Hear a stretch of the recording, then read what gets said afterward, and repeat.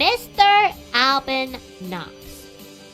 We all know that he's not wholesome.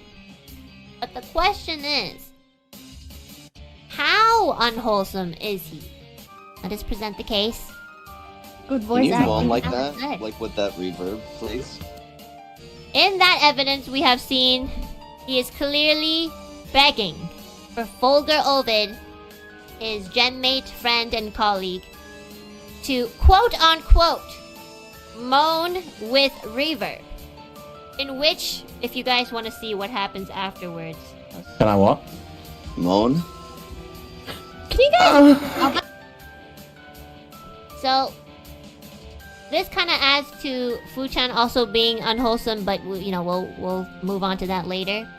So, the question is now, where do we place Alban? He's definitely here. He's definitely somewhere here. The thing is, he hides it very well. He hides it, he either hides it very well, or he just doesn't do it a lot.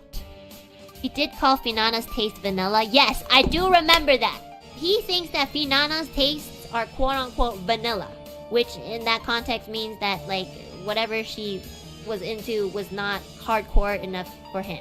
I don't think he's trying to hide anything, but he kind of just casually says it sometimes, you know, with the whole vanilla thing and the whole, like, moaning thing, you know, he just kind of says it as if it's, like, you know, normal. He also just has, like, a very, like, uplifting personality, so whenever he says something that's kind of sussy, it doesn't sound very sussy, you know? It's like he's saying all these sussy things, but it's not processing in my brain. Unless you really think about it. You know what? I feel like that makes sense. I'm gonna go with this. Let's move on. Let's go to Fulgur. Fulgur is definitely unsafe, so we all know this. Let's present the case of Fulgur Ovid, please. Smash him real hard and then forget about him. Oh my god. Let's see the actual clip. Smash him real hard and then forget about him. Smash him real hard. And forget about him. Let's continue the clip. Okay. Is there a harem ending in this game is my question. This is the one spoiler that I will accept. Do not tell me how to get it. I just need to know if I can get a harem ending or to not aim for one. That's my one question. No. Okay. We were not going for the harem ending. So we don't be a whore. Which is hard for me. So we don't be a whore. Which is hard for me. I see.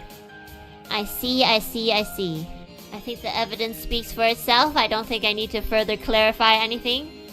Fu-chan is incredibly smart. He is probably one of the smartest people I've ever met in my life, and I say that with no biasism whatsoever. Not because he's one of my besties. He has a very good way with words. I feel like he is one of the people that enunciates and is very prolific with, you know, how he speaks and how he presents himself to his confidence, and he does an amazing job.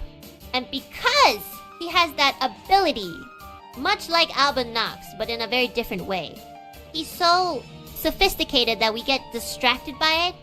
He has a wonderful voice, and so what ends up happening is he'll say all these things, and we're not really paying attention, and we're just being like, oh, yes, I agree. We're in a trance.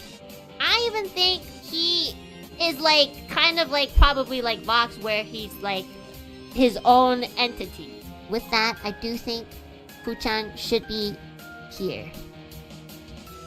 He is probably Satan or his son. Vox a little bit more, actually no, Vox a lot more, you know, unwholesome, but because of the way he expresses himself. You know, Vox is more straightforward and a little bit more aggressive, whereas Fu-chan is more subtle and reserved about it.